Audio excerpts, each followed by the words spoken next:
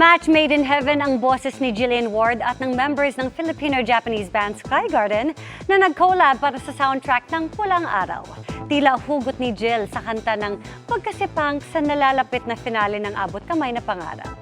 Ang fondest memory ng cast, shinare nila sa chika ni Nelson Canlas. Pasensya na, kami na humbala dito. Only a few weeks to go. Mapapanood na natin ang pagtatapos ng Certified Top Rating Afternoon Prime Series na Abot Kamay na Pangarap. Mula sa naging journey ng mag-inang Doc Annalyn played by Jillian Ward at Lynette na ginagampanan ni Carmina Villaruel hanggang sa pagkakadugtong ng buhay nila kay Dr. Robert Tanyag na ginagampanan ni Richard Yap. Pati ang mga nakakainis na tagpo na hatid ni Pinky Amador na gumaganap bilang Moira.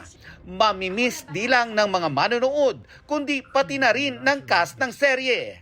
I think magkakaroon talaga kami ng sipangs pag natapos na to. Kasi ngayon pa lang yung iba na may separation anxiety na. Bago magpaalam ang mga bida ng Abot Kamay na Pangarap, tinanong muna namin sila ng kanilang mga hindi malilimutang mga eksena. Marami siyang dinadaanan na pagdurusa, pambayad sa lahat ng kasamaan na ginagawa niya.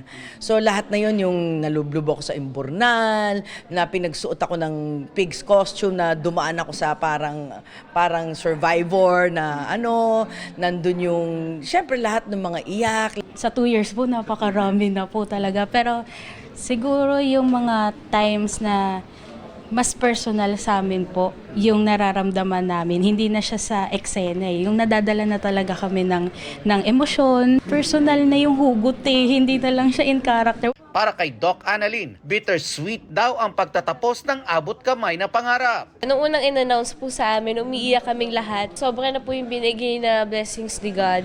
And I think it's time na rin po para sa bagong chapter ng mga buhay namin. Si Jill, bago mag-goodbye as Doc Annalyn, nag-hello muna sa kanyang recording artist era, bukod sa bagong single na Be All Mine.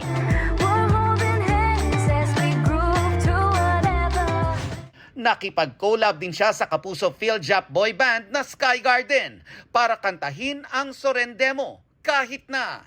At isa ito sa mga OST o official soundtrack ng Pulang Araw. Nag-viral din kamakailan ang mga eksena ni na Barbie Fortesa at David Licauco na nilapatan ng music. Nakikita ko nga po, dahil po nagpo-post sa Twitter, sa eksena po ng Barda.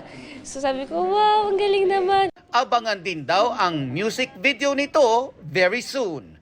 Nelson Canlas updated sa Showbiz Happening.